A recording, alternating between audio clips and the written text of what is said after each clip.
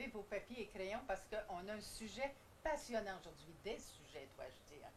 Alors, on va parler de musculation, d'articulation, de problèmes divers et plus encore. Il y en a beaucoup. Et puis, j'ai la chance de recevoir un thérapeute, un massothérapeute, un spécialiste en antidouleur. Alors, j'espère que vous avez vos crayons pas loin parce que c'est fort intéressant. Alors, je vous présente, sans plus tarder, Jean-Pierre Perrault.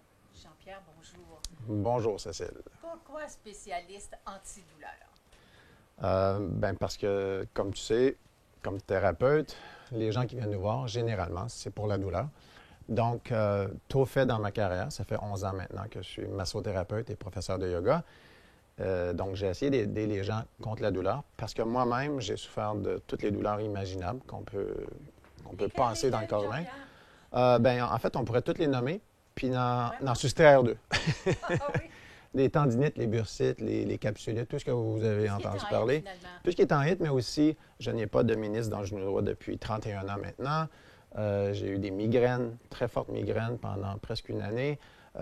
J'ai eu des problèmes aux épaules, aux omoplates, des maux de dos, nommez-les toutes. Je les ai toutes eus plusieurs fois, problèmes de sciatique, problèmes de hanche.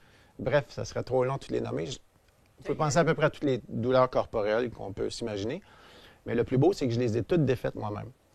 Ça fait que sitôt que je suis devenu massothérapeute, je me suis consacré à traiter la douleur, traiter les corps humains pour les soigner contre la douleur. C'est vraiment une vie trépidante, la tienne, là.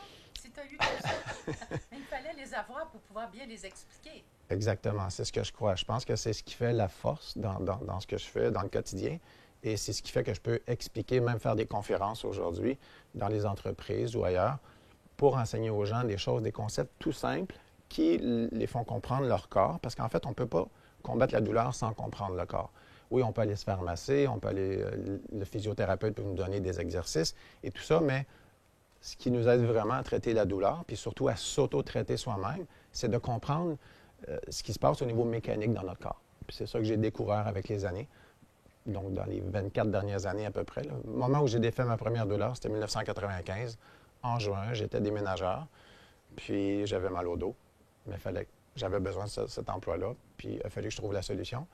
Puis bref, c'est comme ça que j'ai commencé. Après ça, toutes les autres douleurs, quand elles sont venues, je les ai défaites moi-même en gossant, en bon québécois, là, avec la fameuse essai-erreur qu'on peut faire souvent pour découvrir les choses, mais aussi avec, parfois, je soutirais une information d'un bouquin ou d'un thérapeute que je visitais qui me permettait de m'aligner vers une direction, mais comme je n'avais pas les moyens financiers d'aller voir ces thérapeutes-là à multiples reprises, j'ai décidé de me masser, m'étirer moi-même, apprendre à mieux respirer pendant ces moments-là et dans le quotidien. Puis tout ça, ça m'a aidé à découvrir mon corps puis à chasser la douleur.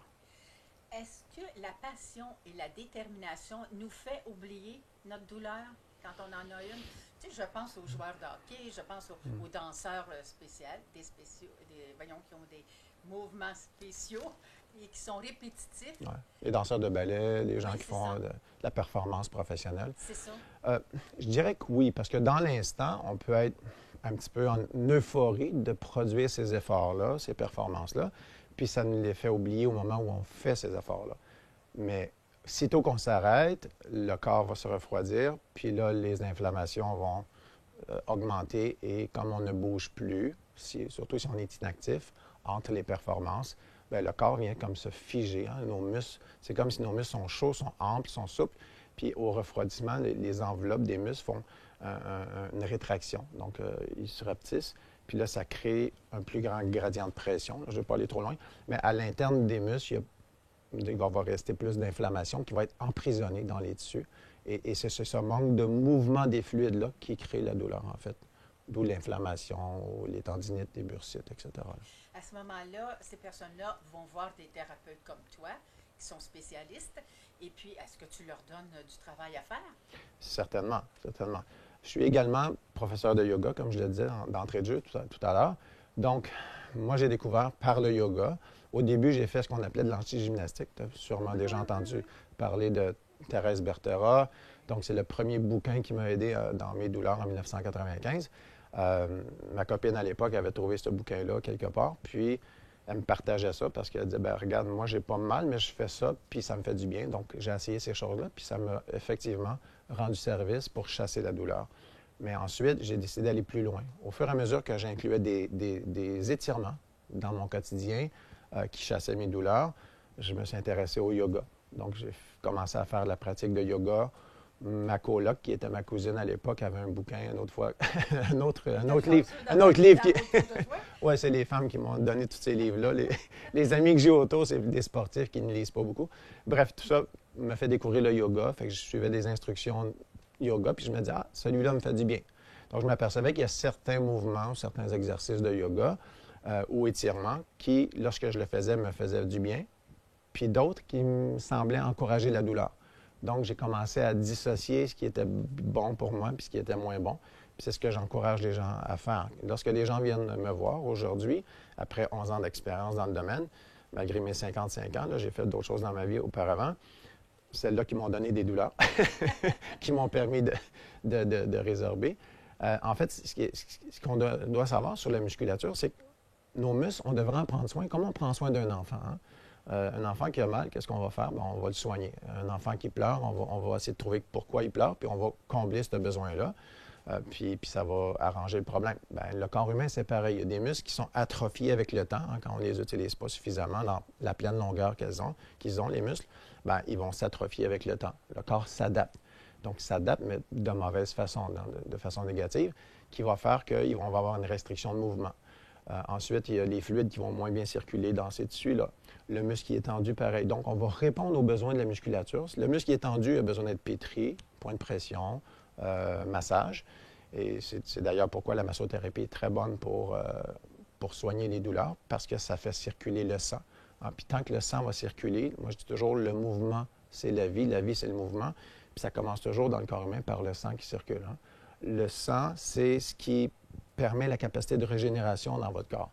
Donc si le sang arrête de circuler, d'où les inflammations, les stagnations, on peut voir ça, les stagnations et les inflammations, un peu comme des cônes oranges sur la rue. Hein. S'il y a trop de cônes oranges, bien, la circulation va bloquer, puis bien, ça va congestionner, puis ça n'ira pas bien au niveau de la circulation des voitures, mais c'est pareil pour le sang. Puis si ce sang-là ne va pas faire des allers-retours, des va-et-vient, donc il va amener les nutriments au tissu pour les réparer, les régénérer et ramener les déchets métaboliques, les problèmes se produisent à ce moment-là. Donc, le muscle qui est atrophié, lui, il fait ça. Le muscle qui est tendu fait ça aussi. Inflammation, stagnation des fluides. Donc, on va comprimer. Donc, ce qui arrive en thérapie avec mes clients, en salle de thérapie, ce que je vais faire, c'est que je vais leur donner des exercices spécifiques, des étirements spécifiques, puis des façons aussi de respirer. Je vais leur montrer comment se relâcher. En fait, reprendre leur pouvoir. On disait dans l'Évangile, aide-toi, puis le ciel t'aidera. Donc, tu leur donnes le moyen de s'aider. Ouais. Mais est-ce que la respiration, j'imagine, est importante aussi? Oui, tout à fait, Cécile. De toute façon, je ne t'apprends rien sûrement par rapport à ça, mais je vais élaborer un peu plus pour les gens qui nous regardent. Bien, en fait, un des trucs qui m'a aidé au départ avec le livre de Mme Berthera en anti-gymnastique, c'était d'apprendre à respirer dans l'effort comme dans l'inconfort. Hein? Qu'est-ce qu'on fait lorsqu'on stresse dans la vie? On inspire et on bloque la respiration. Mais là, ça, ce n'est pas du mouvement. Tantôt, je disais le mouvement, c'est la vie, c'est le mouvement. Encore une fois, la respiration est bloquée. On empêche notre corps de bien fonctionner, puis le système nerveux d'être calme, donc d'être en maîtrise de ce qui se passe dans le moment présent. Donc, ce qu'on va faire à ce moment-là, c'est qu'on va apprendre à, hein, si on est assis surtout, toujours droit comme ça, là, appuyez-vous le dos comme il faut. En anglais, on dit un repose-dos, hein, back rest. Devinez à quoi ça sert. Ça sert à se reposer le dos. Puis là, quand on est bien appuyé comme toi et moi en ce moment, bien, on arrive à expirer. Donc, je reviens. Tantôt, je disais, qu'est-ce qu'on fait quand on stresse dans la vie? On bloque la respiration. On inspire, puis on bloque ça. Qu'est-ce qu'on fait quand on déstresse? On expire, on laisse aller l'expiration qui fait relâcher le stress, qui fait relâcher les tensions musculaires. Donc, ça devrait commencer par ça. C'est ce que ce livre-là m'a enseigné à faire, mais moi, j'ai trouvé les mots à ma façon de l'exposer aux gens. Puis, donc, on prenait, par exemple, une position inconfortable, qui était peut-être celle-là pour moi.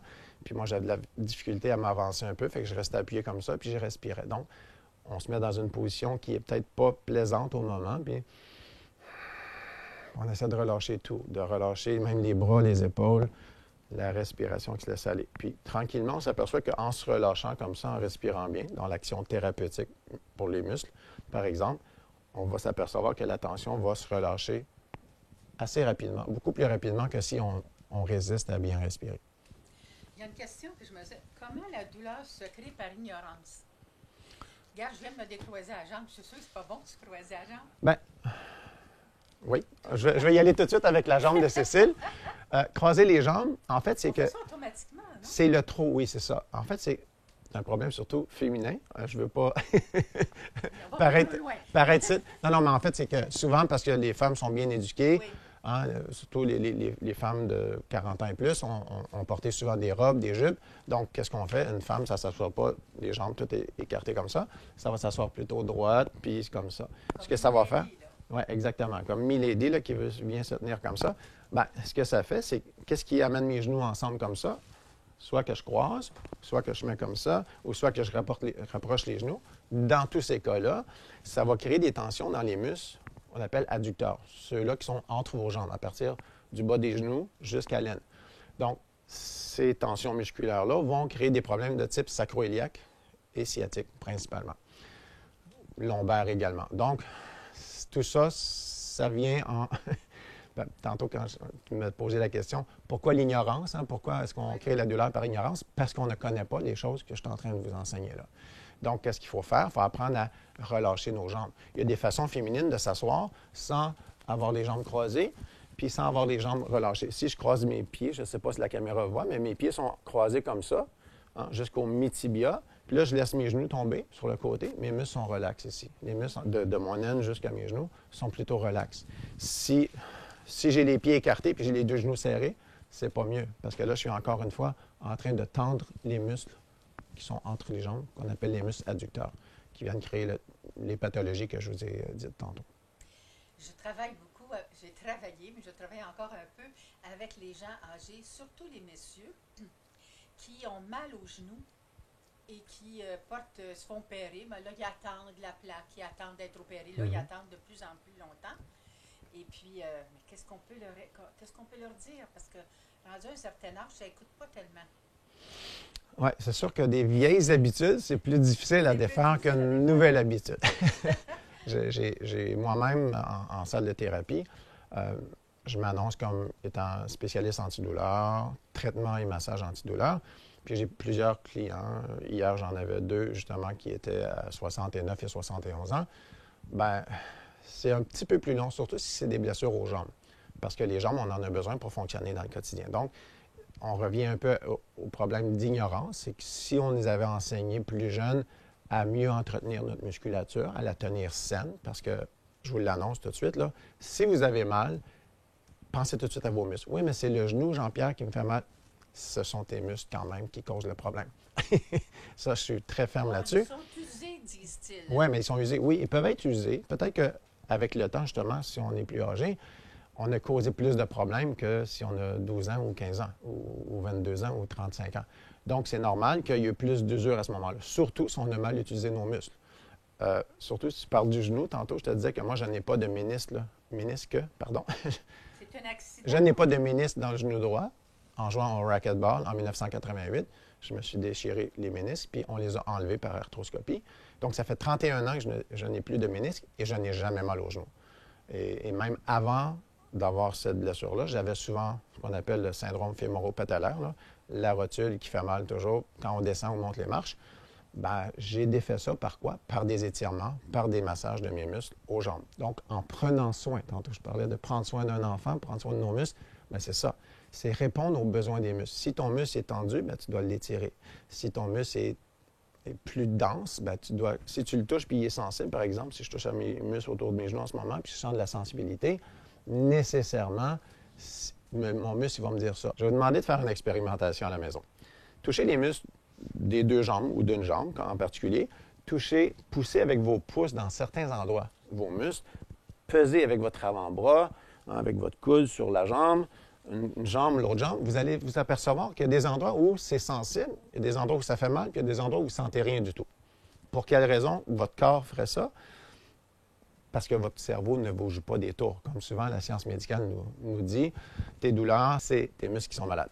Puis ton muscle, quand tu touches, si c'est sensible, ça dit oui, oui. Mon nom, c'est Jean-Pierre, vous le savez, là. Oui, oui, Jean-Pierre, tu es au bon endroit. Si ça ne fait rien pantoute, que tu t'appelles Jules, Carole, Diane, peu importe, si tu sens que ce n'est pas sensible, ne perds pas ton temps là. Ton corps, il dit non, là, il n'y a rien qui se passe. Mais quand c'est sensible, c'est là que tu as besoin. Donc, fais-le, ce point de pression-là. Mets ton avant-bras sur ta cuisse, par exemple, si ça fait mal là, puis touche, puis fais des petites frictions avec ton avant-bras, avec tes mains, avec tes poings. Tu vas résorber ce problème-là parce que ton tissu musculaire est trop serré sur lui-même. Puis là, tranquillement, tu vas le desserrer, puis tu vas permettre quoi? Tu vas permettre au sang de circuler.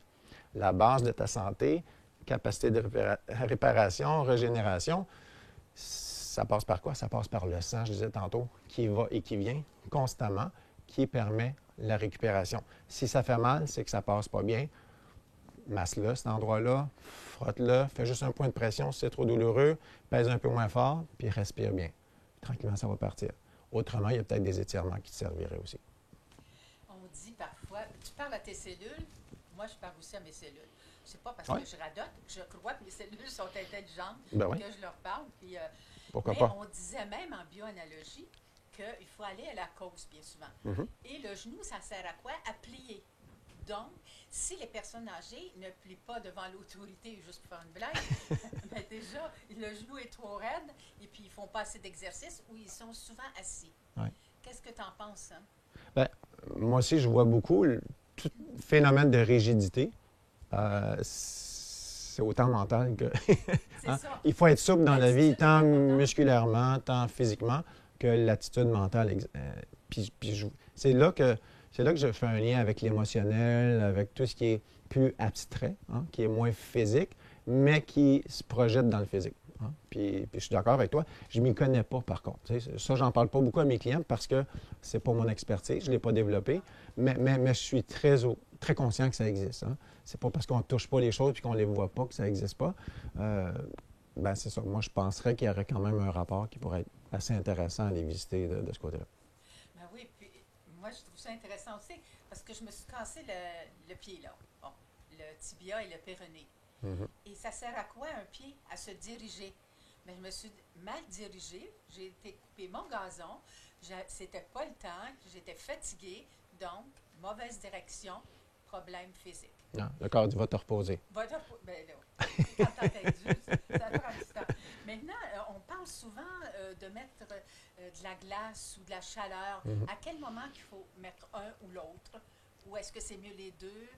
Ben, en fait, quand c'est une douleur plus aiguë, hein, je ne suis pas comme spécialiste physiothérapeute, mais donc mes expériences passées où je me suis auto-guéri, Tu faisais quoi? ben c'est ça. C'est quand la douleur est aiguë. Hein, si c'est vraiment très douloureux, il y a de l'inflammation nécessairement. La glace est de mise. Hein. On peut mettre un bol ou un plat d'eau au sol, un truc pour se tremper les pieds. C'est la cheville, par exemple, comme dans ton cas. Ben, on met de la glace dedans, puis on peut tremper. Ou on peut mettre un sac magique qui est froid, mais plus la partie qui est inflammée ou douloureuse va être baignée dans cette température froide-là, mieux ça sera le résultat. Par contre, quand la douleur est plus sourde, souvent, c'est plus la tension qu'on sent. Hein. Si c'est une douleur de 2 sur 10, mais ça reste là constamment, là, c'est plus de la chaleur. Par exemple, je vais souvent avoir une douleur devant la cheville, les gens qui marchent beaucoup, puis ça vient des muscles tibiaux, soit le mollet, soit les muscles devant le tibia. Là, on va mettre de la chaleur sur les parties tendues qui sont moins douloureuses, puis de la glace. Oui, parce que c'est en fait l'inflammation dans un tendon. Quand on parle de tendinite, on va montrer l'avant-bras ici pour la caméra.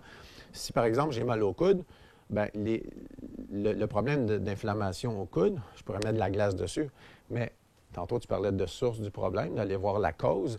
En termes mécaniques, dans le corps, la source mécanique, c'est les tensions qu'il y a dans ces muscles-là. Donc, la partie charnue de mon muscle, donc la partie où il y a la viande, là, le steak, là. On ne se cachera pas que nos muscles, ce sont de la viande, c'est de la viande. Donc, toute cette partie charnue-là du muscle est tendue, puis là, cette partie-là du muscle tendu tire toujours sur le tendon. Le tendon ayant moins de vaisseaux sanguins, donc moins de capacité pour le sang de circuler dans les tissus, de les faire récupérer, l'inflammation va rester là, il va y avoir douleur là. Donc, je peux résorber en mettant de la glace ici, de la chaleur là, mais je pourrais également faire un étirement de ce type-là. pour étirer ces muscles-là, qui va faire relâcher la tension, qui va faire qu'on est plus près de la source du problème, qui va résorber le problème lui-même, qui est la douleur. OK. Les os, ils ont à faire quoi là-dedans? Quand c'est surtout autour de l'os qu'il faut travailler? L'os lui-même, y a-t-il des pressions particulières ou un mouvement particulier? En fait, les os, un os seul, ça n'a pas mal.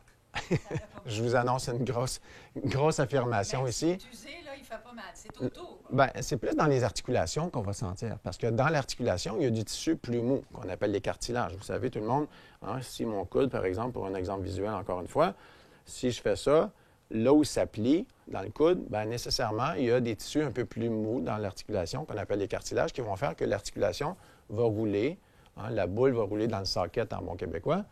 Puis, entre ces deux parties-là, il va y avoir du cartilage là, puis si les muscles sont sains autour, il ne va pas avoir de surcompression dans l'articulation qui ne va pas faire user mon cartilage.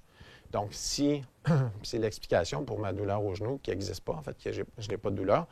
Pourquoi? Parce que les muscles de mes jambes sont sains, sont suffisamment longs, sont suffisamment forts, puis sont suffisamment souples quand je les touche et non douloureux. Donc, si l'articulation frotte beaucoup, ça va créer de la douleur interne. Mais s'il y a juste une compression parce que je suis debout puis ça appuie sur mon genou, ça c'est correct. Mais quand je m'assois, il n'y en a pas. Donc, pour finir la réponse à ta question, un os seul, ça l'a pas mal. Une articulation seule, c'est une pièce mécanique, ça l'a pas mal. Ça prend un stress mécanique dans l'articulation ou dans l'os pour être douloureux.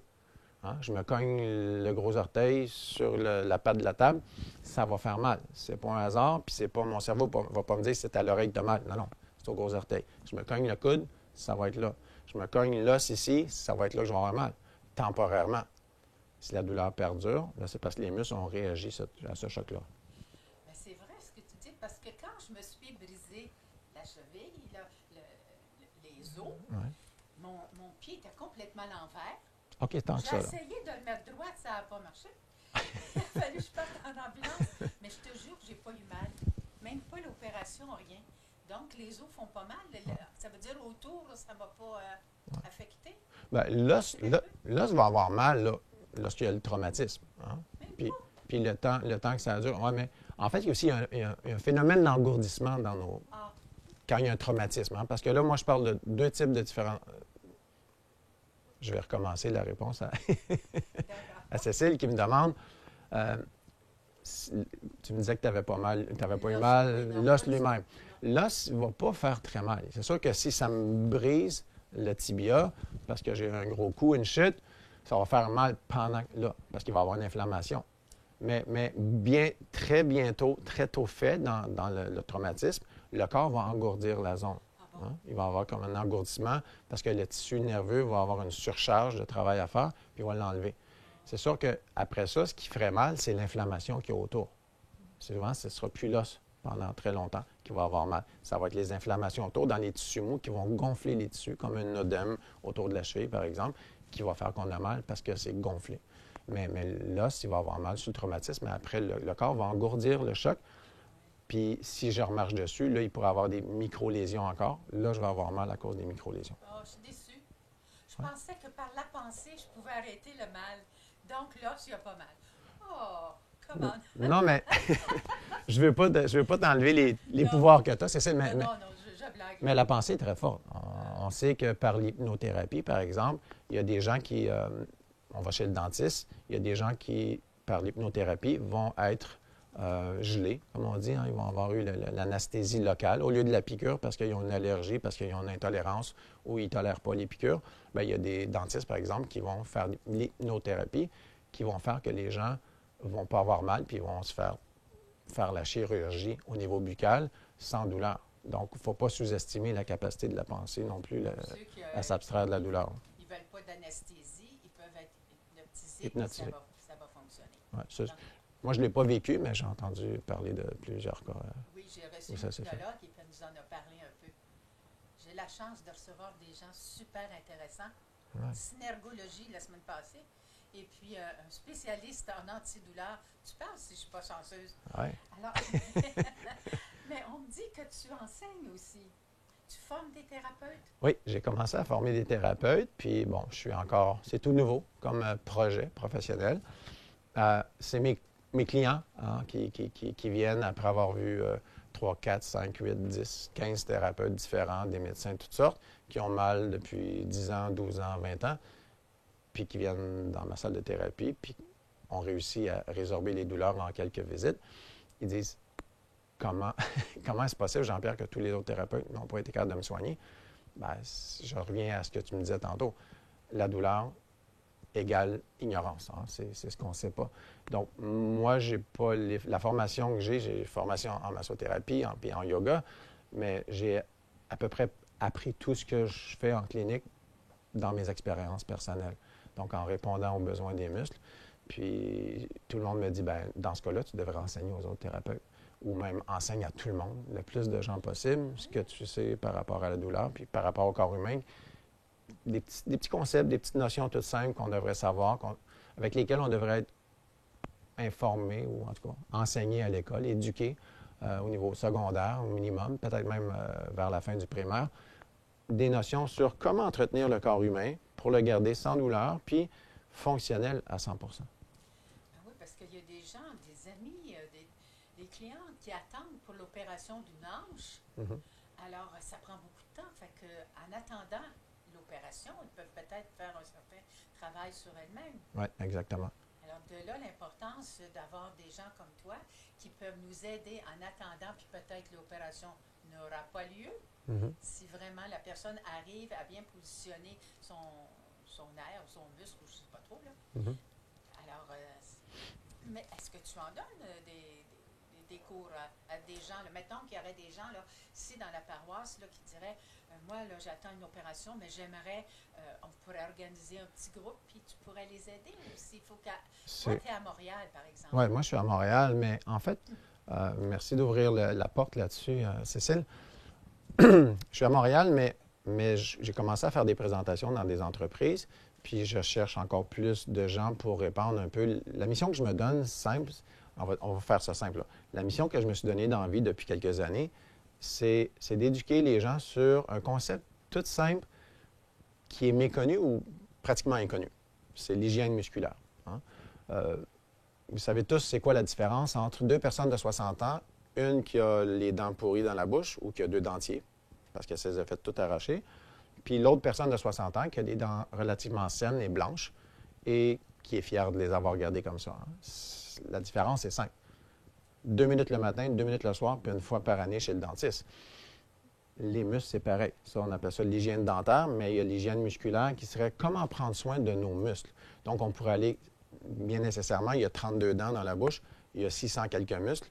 C'est un peu plus dur d'apprendre l'hygiène musculaire, mais c'est pas bête, là. C'est tout simple, c'est logique, c'est répondre aux besoins. Donc, si on nous enseignait ça dans un jeune âge, bien, on aurait intégré année après année, on va dire de la 4e année jusqu'au secondaire 5, se faire répéter à tous les cours d'éducation physique. Malheureusement, on n'a pas vraiment d'éducation physique dans nos cours d'éducation physique. On pourrait avoir un cours sur 2 ou une partie des cours qu'on a dans une semaine d'éducation physique qui sont sur l'enseignement de l'hygiène musculaire. Comment on prend soin d'un muscle, comment on étire un muscle, pourquoi on étire un muscle, pourquoi on masse un muscle, pourquoi on fait un point de pression. Donc ça, c'est la mission que je me donne. Puis c'est ce que j'aimerais faire. Donc, tu me rouvres la porte. Oui, j'aimerais ça venir à Berthier, aller à Granby, aller à des distances raisonnables de Montréal, où je pourrais former des petits groupes, puis je viens une fois par semaine enseigner des choses que j'appellerais peut-être un cours hygiène antidouleur en même temps, hygiène musculaire et antidouleur. Donc, pour les gens qui ont des douleurs, bien, vous pourriez venir à ces cours-là. Je me cherche un endroit à Berthier, justement, tu ouvres la porte là-dessus. Je suis en train de regarder c'est quoi les possibilités que j'aurais pour venir à Berthier. Une salle qui ne serait pas trop dispendieuse pour que je puisse offrir ça à prix abordable aux gens. Puis j'enseignerais ce concept de hygiène musculaire-là, puis en même temps soigner la douleur soi-même. Parce que, sais-tu que ça ne te dérange pas si je continue? Je peux élaborer. Vous voyez que j'ai la parole facile là, au niveau de ma passion. Là. En fait, c'est simple. C'est que j'aimerais ça pousser plus loin un jour, puis que ça soit fait dans les écoles. Hein. Moi, je suis allé, ça fait 2 hivers que je fais ça. L'année dernière, mon fils avait 6 ans, il était en première année. Je suis allé dans une classe où je devais aller placer les bureaux. Hein, parce que dans nos écoles, on a des chaises, puis on a des bureaux. Puis là, les petits-enfants sont assis, puis ils ont les épaules comme ça, puis ils ont mal au cou, puis ils ont des migraines, puis ils ont des maux de tête, puis ils ont mal au dos. Ça fait que moi, je me suis proposé comme bénévole d'aller. J'ai réussi à accéder à 6 classes. Donc, il y a des professeurs qui ont volontairement accepté que j'aille dans leur classe. Fait que j'ai arrangé la hauteur des bureaux. Puis, j'ai parlé un peu aux jeunes. Puis, je leur ai fait un petit test. Alors, je les faisais tenir debout, droit, les genoux droits aussi, non fléchis. Je disais, amenez votre menton sur la poitrine comme ça, puis laissez glisser vos mains jusqu'à temps que ça tire trop dans votre corps. Essayez d'aller toucher le sol avec le bout des doigts. Puis, sur 115 élèves à peu près, la première année, sur 6 classes, il y a à peu près combien de gens, tu penses, qui ont réussi? Combien de jeunes je dirais qu'il y avait de 6 à 10 ans, selon toi? Sur 115 jeunes, combien de jeunes ont réussi à toucher le sol avec le bout des doigts? Sans s'arrêter parce que... Quand on est jeune, ça devrait être facile. Oui, il y a à peu près 6 jeunes qui ont réussi sur 115. À peu près 5 des enfants de 6 à 10 ans qui ont réussi à faire ça. Ça, c'est pas normal. C'est pour ça que je veux répandre, que ma mission, c'est répandre le concept d'hygiène musculaire. Parce que si vous êtes professeur à la polyvalente Pierre de Lestage, par exemple, en éducation physique ou dans un autre domaine, réfléchissez à ça. Faites faire ça à vos enfants vous-même chez vous. Faites-le le test vous-même. Tenez-vous bien droit, mettez le menton sur la poitrine ici et essayez d'aller mettre le bout des doigts au sol. Puis vous verrez combien de gens dans votre famille sont capables de le faire. Quand vous avez un party de famille, c'est une belle joke à faire à tout le monde. Là. Puis ma tante, elle va dire, moi j'ai mal au dos, je ne pourrais pas le faire. Bien, c'est pour ça qu'on a mal au dos. C'est pour ça qu'on a mal aux genoux, c'est pour ça qu'on a mal. Parce qu'il n'y a pas cette capacité-là, on l'a perdu, la capacité de se mouvoir, d'être mobile dans toutes les directions. C'est ce que le yoga, par exemple, nous fait faire. Les gens me disent, est-ce que le yoga serait bon pour moi? Oui, peut-être. Mais est-ce que ça va répondre exactement aux besoins de tes muscles à ce moment-là? Peut-être que oui, peut-être que pas. Peut-être que non.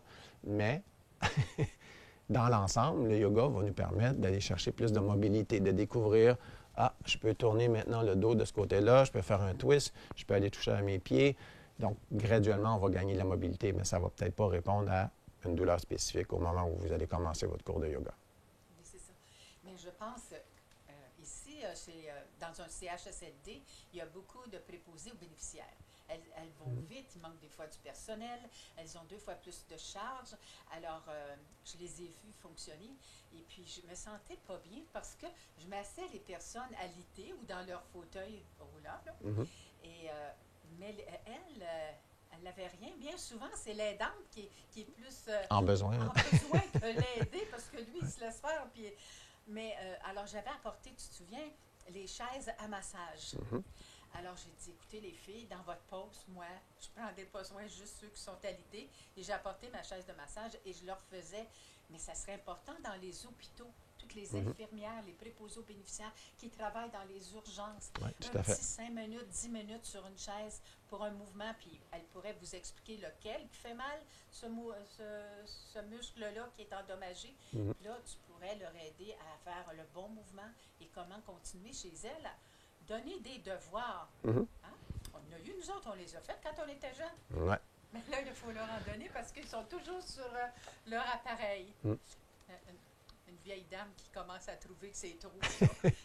Bien, je te remercierai jamais assez, Cécile, de m'ouvrir toutes ces portes-là parce qu'en fait, je travaille dans les entreprises de haute technologie aussi depuis 9 ans. Puis, j'ai une chaise de massage et une table de massage. Puis, je suis allé dans plein d'entreprises seulement avec la chaise de massage également. J'ai déjà... mon père était mourant il y a 8 ans. J'avais emmené ma chaise de massage à l'hôpital, puis j'ai même offert à 3 infirmières de leur masser le dos, le cou pendant leur pause. Puis elles avaient bien aimé ça. Anyway, tout ça pour dire que dans ma salle de thérapie, j'ai toujours cette chaise-là. Pour moi, c'est essentiel, parce que selon les muscles qu'on va viser, on va être mieux positionné, nous, en tant que massothérapeute, mais aussi notre patient, client, va être mieux positionné aussi si on a différents outils avec lesquels travailler. OK, l'ergonomie. On parlait des bureaux des enfants tantôt, on parle des gens au bureau, au travail. Justement, j'ai travaillé depuis 9 ans avec ces gens-là parce que les entreprises en haute technologie ont les moyens financiers de payer des gens comme moi sur place pour soigner leur personnel. pour qu'ils passent moins de temps à aller dans les cliniques puis chez le médecin. Ça leur coûte moins cher d'assurance. Oui, tout à fait. Puis ça est une dépense pour eux, ce qui est bénéfique. Donc, l'ergonomie, ça sert à quoi? Le corps est mécanique. Hein? On disait tantôt, prendre soin des muscles, c'est prendre soin des os, des articulations. On est rendu à 75 du poids du corps.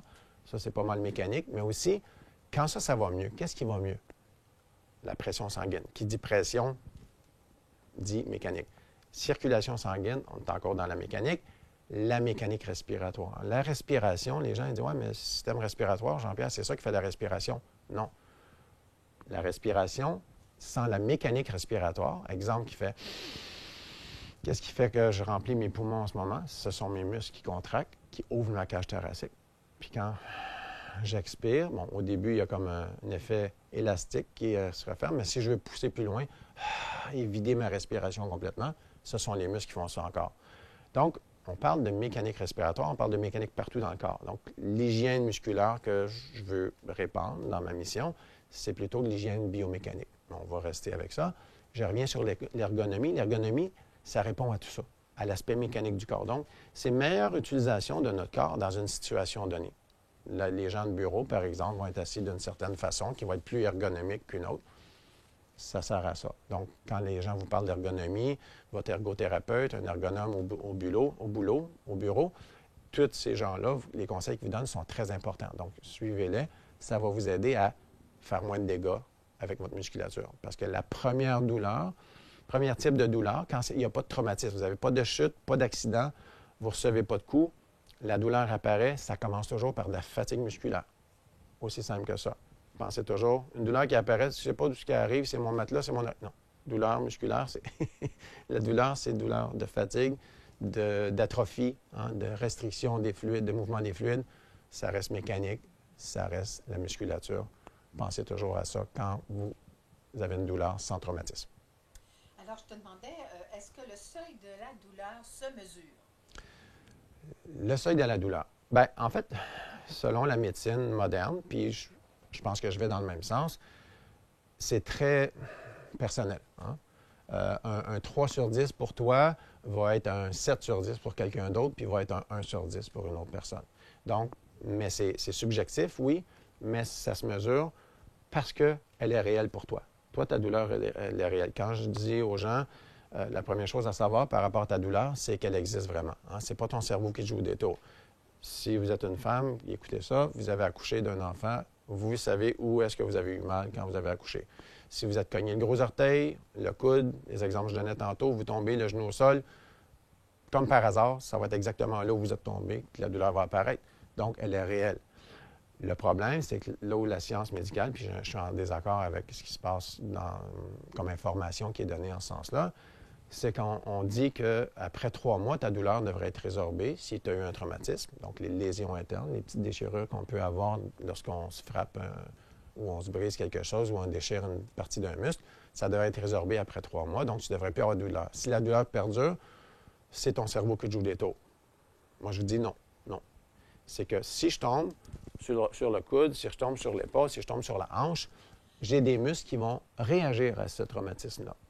Donc, mesurer ma douleur à moi, ça va être réel pour moi, pour répondre à ta question. Mais pour aller plus loin, ce qui va arriver, c'est que les muscles qui vont réagir à ce traumatisme-là, qui vont vouloir protéger la zone qui a été traumatisée, qui a eu le choc, bien, ils vont rester au niveau neuromusculaire. Le massage du muscle va rester crispé comme ça. Puis lui, il va devenir soit atrophié, soit inflammé, soit qu'il va créer un problème à l'articulation, soit à l'autre. Donc, il faut, encore une fois, répondre aux besoins des muscles après le traumatisme. La première phase de douleur va s'en aller toute seule par le repos, par les soins que les médecins vont vous donner ou que les physiothérapeutes vont vous donner, ou la glace, etc., la médication, mais dans un premier temps. Mais dans un deuxième temps, la douleur qui va perdurer plus tard, c'est un nouveau type de douleur, qui est créé par la musculature qui veut protéger votre corps à cause du traumatisme. Je pense à un père de famille qui travaille difficilement en construction, par exemple, et puis qui a mal dans le dos. S'il continue à travailler avec des corsets ou des ceintures, des bandelettes, est-ce que ça aide ou ça va continuer à s'atrophier? Est-ce que ça le supporte pour un moment? Il va falloir qu'il fasse quelque chose, mais j'en connais qui font rien que ça. Aussitôt qu'ils ont un gros travail à faire, ben, ils vont se mettre un corset ou bien une Mhm. ceinture exprès pour le dos. Qu'est-ce que tu en penses? Ben, je pense que de la façon que tu as posé la question, tu as répondu. Oui, Tu y as je répondu suis pas également. toujours au courant, mais en tout cas. Non, mais c'est vrai. En fait, c'est un autre plaster sur le bobo. Hein. Ah, OK. Tu sais, c'est comme l'Advil ou en tout cas l'ibuprofène que vous allez prendre, le Tylenol. C'est quelque chose qui va vous donner, Momentané. donner l'illusion que la douleur s'en va. Mais vous êtes en train de mettre le plaster sur le bobo, mais vous n'êtes pas en train de régler la cause du problème. J'ai travaillé dans la construction pendant 5 ans, là, parce que, comme je vous dis, j'ai 55 puis j'en ai fait 11 maintenant en thérapie. Donc, j'ai eu quelques expériences passées, donc 5 en construction. Les maux de dos, que ce soit en construction ou ailleurs, c'est simple, c'est que le dos n'est pas assez mobile. Le dos est trop serré ou pas assez fort. Donc, il y a souvent un mélange des deux situations où il y a des muscles qui sont atrophiés, qui sont super raides, qui vous empêchent les articulations de bouger dans leur pleine capacité. Puis, il y a d'autres muscles qui sont un peu distendus, donc relâchés, pas assez toniques, pas assez forts, qui vont s'inflammer, d'où la douleur musculaire. Puis l'autre, quand les muscles sont trop serrés, ça va être une douleur plus articulaire qui va apparaître à ce moment-là. Donc c'est sûr que le truc, moi j'étais déménageur pendant 9 ans en passant aussi, dans une autre vie Tu as 55 également. ans, toi? Donc les trucs, j'ai vu beaucoup de collègues qui ont travaillé avec ces choses-là. Moi, le métier durant lequel j'ai eu le moins de douleur, c'est quand j'étais déménageur. Pourtant, j'ai levé des pianos, des laveuses à 300-400 livres, des boîtes. On montait, on descendait des marches pendant 14 000 marches dans une journée. Là. Ça m'est arrivé à plusieurs reprises, plus de 10 000 marches avec des objets dans les mains. Puis les seules fois où j'ai eu des douleurs, c'est quand j'ai chuté parce qu'il y avait de l'eau par terre, puis sur de la céramique, puis je glissais. Donc, j'ai eu 2 ou 3 blessures comme ça en 9 ans, mais en travaillant jamais. Pourquoi? Parce que je m'étirais. Le soir, je répondais aux besoins de mes muscles. Hein. Je faisais du yoga, je faisais des étirements, puis le matin, je faisais pareil. Le soir et le matin, je faisais ces choses-là. Donc, les gens de construction, c'est par, encore une fois, on parlait d'ignorance tantôt, c'est par méconnaissance. Hein. On ne sait pas, donc c'est pas de notre faute. On a des douleurs, c'est parce qu'on ne connaît pas comment s'entretenir, comment entretenir la musculature, qui fait que nos articulations, nos nerfs ont mal, nos muscles ont mal, nos tendons ont mal. Mais si les gens savaient mieux entretenir, puis c'est pour ça que je vais répandre le concept d'hygiène musculaire, les gens sauraient comment faire parce que on peut faire soi-même. Moi, malheureusement, je vais moins voir les thérapeutes maintenant parce que je fais tout moi-même. Mais peut-être 2, 3 fois par année, je vais quand même voir des collègues pour dire, bon, fais le travail pour moi cette fois-là, puis c'est correct aussi. Mais j'encouragerais les gens à apprendre à faire ça soi-même. Ça. Comme on brosse nos dents à la soie dentaire, ben, on pourrait faire ça pour nos muscles. S'étirer, faire des exercices spécifiques. Il y a beaucoup d'appareils aussi dans les hôpitaux et puis on découvre pour mesurer la douleur, pour voir où en est rendu ton genou. Et puis à partir de là, ils vont t'aider dans leur mesure, dans leur capacité. Et puis après ça, il faut continuer à faire des choses sur soi comme tu invites tout le monde à le faire. Maintenant, ici, j'ai un petit local. Toutes les séparations que tu vois ici s'enlèvent. S'il y avait des gens qui seraient intéressés à rencontrer Jean-Pierre, peut-être former un petit groupe, alors tu serais prêt à venir. Ah ben oui, Si le groupe grossit, il y a des salles ici après chez ça. les aidants naturels où on peut en prendre. Est-ce que c'est mieux des petits groupes pour pouvoir répondre à chacun? Oui, moi j'aime bien. C'est sûr Oui, qu'en hein, me déplaçant de Montréal pour venir ici, dépendant, là, comment on pourrait s'arranger, là, une fois qu'on on enlève je les faisais des séparations conférences mobiles ici. puis on pouvait asseoir 20 personnes. OK. Bon, Ça mais fait que peut-être un petit groupe de 10, 12, je ne ouais. sais pas trop, mais ça dépend comment tu vas les faire s'étendre, là. Ouais, ouais. Mais tu peux donner de bons conseils. Ben, Et puis, pour une dizaine de personnes, je vois l'espace que tu as, Cécile. Puis effectivement, pour 8 à 10 personnes, on serait capable de servir tout le monde. Donc, de répondre à votre besoin, de vous enseigner des choses de base sur la musculature, sur comment prendre soin de la musculature, qui va prendre soin de vos articulations, vos os, vos nerfs et vos tendons. Puis des mettre en situation, donc donner des conseils spécifiques à chacun. Si quelqu'un arrive avec une douleur sciatique, bon, on serait plus spécifique avec ce type de douleur-là pour cette personne-là. Douleur au dos, il y aurait autre chose parce que, bon, il y a différents types de douleurs aussi, au dos. qui se déplacent, là. Exactement. Les gens peuvent venir avec leur diagnostic de médecin, de physiothérapeute, puis ensuite, on voit ce que vous faites déjà, si j'avais été recommandé par un physiothérapeute, par exemple. Puis, on pourrait aussi corriger certaines petites choses parce que souvent, je ne veux pas dénigrer le travail des autres, mais bon. C'est un plus. C'est ça, exactement. C'est que souvent, les gens m'arrivent avec des exercices peu importe de quel thérapeute il m'arrive. Puis ces exercices-là ne répondent pas aux besoins des muscles, donc font perdurer la douleur. Donc moi, je dis, OK, momentanément, on va arrêter complètement tout ce que tu fais déjà, parce que tu penses que tu prends soin de toi, mais c'est pas le cas. On corrige, on fait des exercices plus spécifiques selon ma compréhension du corps humain. Donc, on évalue la musculature, puis on répond à ces besoins-là. On pourrait organiser ça, ça pourrait être faisable, mais même pour une conférence de 18-20 personnes, ça me plairait beaucoup. J'envisageais d'en faire une, comme je vous disais tantôt, pour septembre à peu près, ici à Berthierville. Comme je connais beaucoup de gens, j'ai des amis Facebook, j'espère qu'ils viendraient me voir. Bien, à ce moment-là, ce serait possible oui, d'informer les gens sur le corps, comment prendre soin, puis sur la douleur également. S'il y en a 40, bien, tu resteras couché, puis tu le feras un samedi, puis le lendemain, tu manges. Bien, ça me ferait plaisir. Moi, ma mission, comme je disais tantôt, c'est répandre cette connaissance-là, ce savoir-faire-là. Puis, je ne veux pas vous faire peur, c'est pas de la, on dit rocket science en anglais, là. C'est pas de la science astronomique, là, ce que je vous enseignerai là. C'est des choses de gros bon sens. Tu as vu mes capsules, Cécile? Oui. C'est des choses très simples. Ils peuvent y aller, là. Hein? Tu vas donner ta carte ou tes coordonnées. Bien, ils peuvent aller sur ton site. Tu as un site? Je peux le faire maintenant? Oui, OK. Bien sûr. En fait, j'ai 2 sites en ce moment, en français. Parce que je parle en anglais. Je fais mes présentations en anglais souvent aussi à Montréal. Donc, les sites en français, c'est simple. C'est www.clinique, antidouleur, d'un seul mot, cliniqueantidouleur.com. Il y a des capsules là-dessus. Déjà, vous seriez initié un peu à mon discours. Si vous écoutez cette émission-ci, si vous êtes intéressé. Donc, cliniqueantidouleur.com, d'un seul mot. Sinon, tanné d'avoir mal. Hein? T-A-N-N-E, d'avoir. D-A-V-O-I-R-M-A-L.com, d'un seul mot. Tanné d'avoir mal. Ce site-là, le tannédavoirmal.com, vous pouvez même souscrire. Donc, vous enregistrez votre nom et votre courriel dans la page d'entrée. Vous avez 2 vidéos qui vous montrent un peu ce que je fais. Pour voir plus de vidéos, puis vous recevez des courriels gratuits, peut-être 1 ou 2 courriels par semaine pendant le restant de vos jours. Je vais essayer d'en faire le plus longtemps possible. C'est totalement gratuit. Vous inscrivez, puis moi, je vous envoie des courriels. J'ai des courriels éducatifs qui vous enseignent plein de choses par rapport à la santé musculaire, santé globale, la mécanique du corps humain. Donc, allez vous inscrire sur tannédavoirmal.com. Sinon, allez visiter cliniqueantidouleur.com pour découvrir ce que je fais, puis en savoir un petit peu plus. Bien, vois-tu, j'ai déjà parlé de toi, puis ils sont allés déjà sur ton site. Et puis aujourd'hui, je devais recevoir quelques dames qui voulaient t'écouter ici pour l'enregistrement. Ouais. Alors, je les ai invitées une autre fois. On en parlera. pour la conférence qu'on fera, pour la présentation qu'on fera, on pourra les inviter. Alors, ben, je suis contente de t'avoir invité, Jean-Pierre. J'espère que vous allez en profiter. Alors, je vous souhaite une belle semaine et au plaisir de se revoir.